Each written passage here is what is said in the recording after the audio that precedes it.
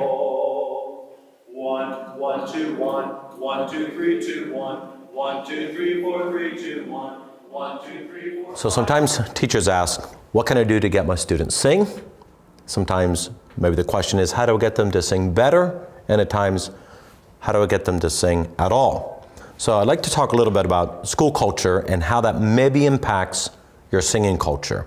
If you have a good relationship with your students and the culture is positive, you might still have a problem with singing in your school, of course.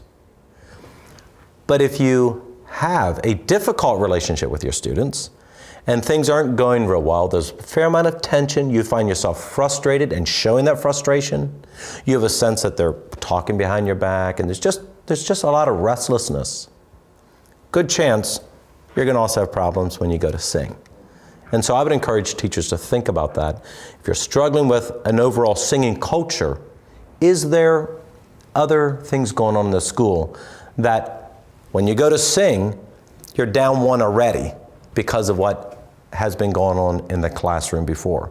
So taking the time to build relationships with your students. Now I know there's cultures that it seems like there's a lot of negative feelings towards school and the necessary evil like we talk about. There is some of that. But I still believe most students in most of our schools come to school with a sense of, I would enjoy making this work. I want to make it work. And we teachers need to believe that and capitalize on that. Take time to talk to your students. Eat with your students. Sometimes I hear of teachers that they sit at their desk to eat. There's a group of boys there and a group of boys there. They don't interact with their students hardly at all. I would say they're missing an opportunity to build a relationship with their students, talk about farming, talk about raising dogs, talk about subjects you don't care at all about. I'm not a hunter, but my students love to talk about hunting. So it gives me an opportunity to show interest in them. I think I gain something then when I'm standing in front of them and trying to get them to sing. Oh, wow, yeah, good job. Okay, nice, good breathing now. Not necessarily loud, but maybe we'll do good faster. Good breath.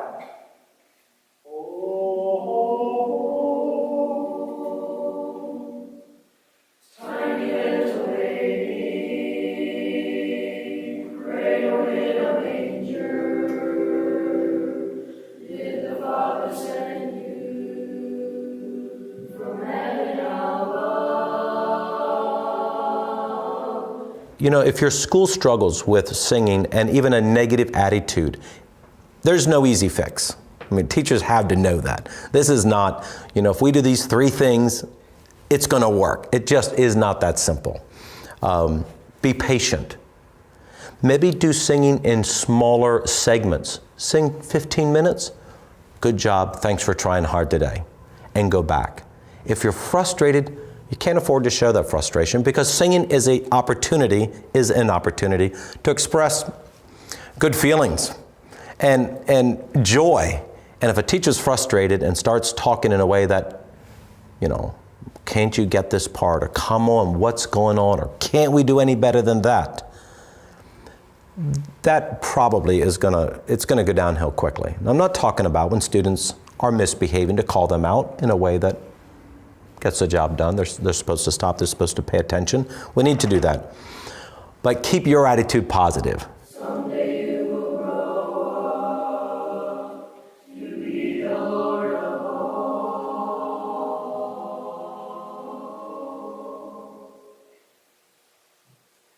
Oh, good job. You altered a little bit in a couple of spots in the course. Do it again. Don't push your voice. Listen, I like this feel. One thing that I think my students enjoy doing, and we do this just a few times a year, is say, let's drop a class and spend time singing. And so you can't do this often, of course not, but I think it's a way that if you're struggling with an attitude of singing, say, we'll drop English class, we'll maybe sit in a circle, we'll maybe do some extra fun exercises, voice exercises, or sing some easy songs or whatever. Most students, you might have a few that say, no, I'd rather have English class than sing. But most students are going to see that as a positive thing. And I think it can build some energy into it from the get-go. This isn't music class, this is taken off from another class, and hey, we're singing. And then use that as a way to just build some momentum in a positive direction. And compliment them when you can. When they do open their mouths well, when they do show some interest, thank you. I see some improvement. Good job. rather than always negative, because improvement often is about talking what they do wrong. Well, talk about what they do right as well and try to feed that. Another thing that my students I think enjoy is when we do something purposeful with music, and most schools do, like a spring program.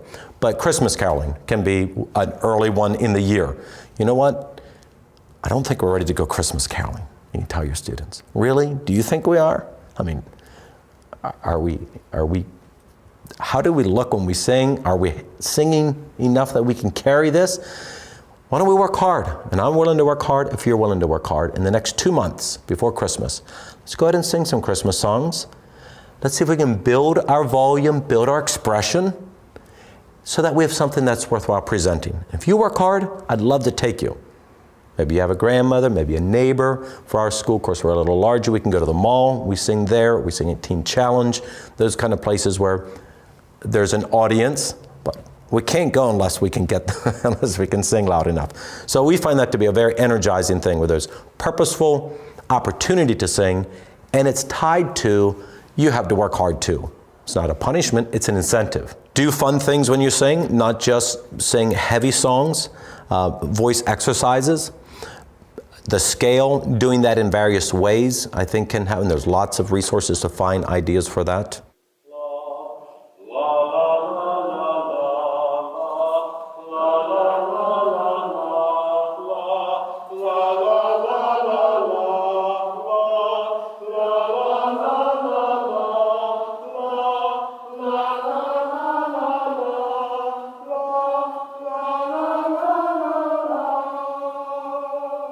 I think another thing we must be careful with, and that is, what is the singing appreciation and culture? So let's say you like choral music, and you're in a community, maybe it's your own, or you're teaching in a different community, and they despise choral music. You know, you're going to have to learn to work with that carefully, or you will really ruin things. You know, music's a sensitive thing, and if you talk against certain singing groups that you don't enjoy, and that's what they like, they can be very offended. And it will go downhill quickly, because this is almost a tension, almost a personal slam that you didn't like their music. So rather than bringing in choral pieces, of course, you're gonna have a hard time singing them anyhow, but even kind of holding that up, that, you know, we wanna be able to sing, you know, here's what I'd like you to be able to do. Be patient.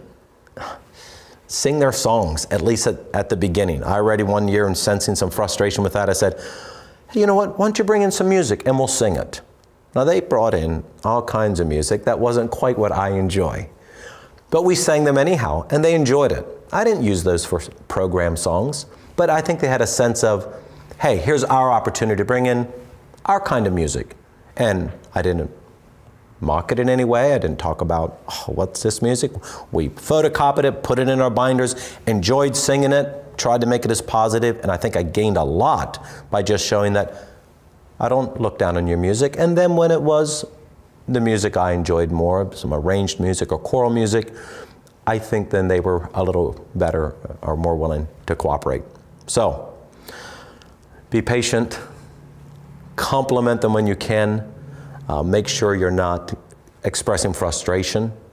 Sing in small time frames, time segments, so you don't overdo it. And keep it positive, and realize that really, if you're going to change a culture, this is not going to be done in a year, probably. This is probably years of work to change a culture from a negative singing culture to a positive one, and at the same time be thinking of, what might I be doing that hurts this culture relationally, that maybe is then creating a problem when I go to trying to get singing.